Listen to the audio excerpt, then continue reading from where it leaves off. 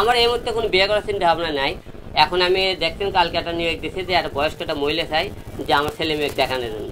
ঠিক আছে, আমি ভবিষ্যতে আমার চিন্তা ভাবনা আছে আমি বাইরের দেশে সেটেল হয়ে যাবো। বাংলাদেশ থেকে আমি আমার 2-4-5 বছর আমি বাইরের দেশে সেটেল হবো, আমি আমার পরিবার নিয়ে সেটেল হয়ে যাবো। দেশে থাকতে যাচ্ছি না, দেশের মনে করেন দেখছেন আমি রাজনীতি জীবনে অনেক লড়াই সংগ্রাম করে দেশের জন্য মার খেয়েছি, অনেক লাঞ্ছিত হয়েছি।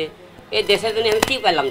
কিছুই পাইলাম না। বাকি আমার বাচ্চা কাচ্চা নিয়ে আমার টার্গেট আছে যে যেহেতু বাবা পৃথিবীতে আমার 2টা বাবা ছিল, বাবা নিজের বাবা মারা গেল, পালিত বাবা মারা গেল, একটা মা আছে। এছাড়া তার পৃথিবীতে আমরা দেখতেছি আমরা আশেপাশে কেউ আছে। এই মনে করেন ঢাকা শহরে মনে করেন হিরো আলমের কেউ তাও নেই। হিরো আলম রাজনীতি দেবেন, হিরো আলমের পিছনে বড় বলে যে লাঘব বড় আছে তাও নেই। কিন্তু আমি কিন্তু একা, সব কিছু মিলে আর কতই একাই দেবেন যে লড়াই করবো।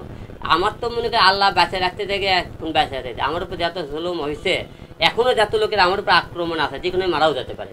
কারণ আমাদের উপর বিএনপিও খেপা, আওয়ামী লীগও খেপা, অন্য অন্য দলও খেপা। কারণ আমি কাউকে ছাড় দিয়ে কথা বলিনি, এটাই আমার অপরাধ। তো অভিযোগের অভাব থাকবি না। আসামির বাদীতে কিন্তু মনে করেন ক্যাসালটা গণফলটা হয়।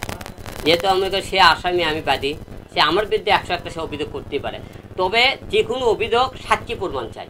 আমি যেমন কিন্তু অর্ধল এতই হিম্মতে বলে, নুসরাত মনে করেন রিয়ামনি এত কথাবার্তা বলে যে তোর মুসলমান হয় যে নামাজ পড়ে 2 রাকাত নামাজ পড়ে কোরআন শরীফের কথাগুলো আপনি বলতে পারেন। আচ্ছা, দেশের প্রতি কি আপনার ঘৃণা বা আপনি দেশে থাকেন?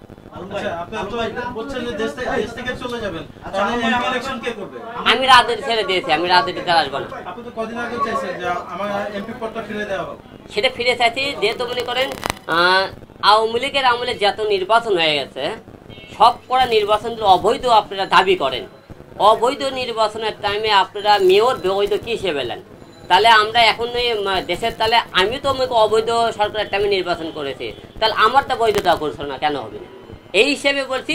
আপনি যেহেতু মনে করেন আমি ওই নির্বাচনে ইশরাক ভাইকে দেওয়া হয়েছে মেয়র পদ, তাহলে আমাকে কেন দিবি না? এই হিসেবে আমি ওই দাবিটা করছি। কিন্তু আমি মেয়র পদ ফিরে দেওয়া হতো, আমি শপথ পর্যন্ত যাইতাম, কিন্তু এই দেশে কোনো দায়িত্ব পালন করতাম না। সেই কারণে আমি নিজেকে মনে করেন প্রমাণ করতে আমি লড়াই সংগ্রাম করে এই দেশে একদিন করে হলো হিরো আলম সাবেক এমপি ছিল। আমি আমার নিজের মনে দুঃখটা আমি বলছি।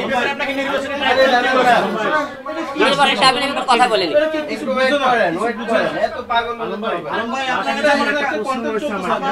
আমার চরিত্র খারাপ, 24 ঘন্টা মিডিয়াতে পিছনে থাকে। একদিন তো চরিত্র একটা আপনার ফুটে যাবে।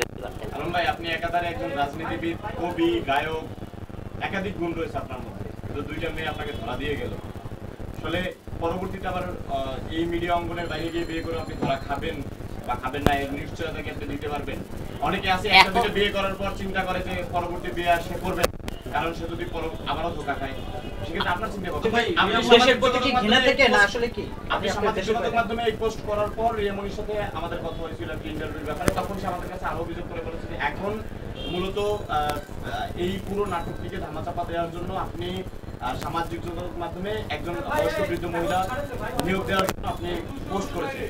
এর পরবর্তীতে ওই বয়স্ক মহিলাকে আপনি হঠাৎ করে আপনার পরকীয়া প্রেমিককে দেখিয়ে বলবেন যে তাকে নিয়ন্ত্রণ করে নিয়েছে, এই ধরনের একটা অভিযোগ করেছেন। শোনেন, বাদীর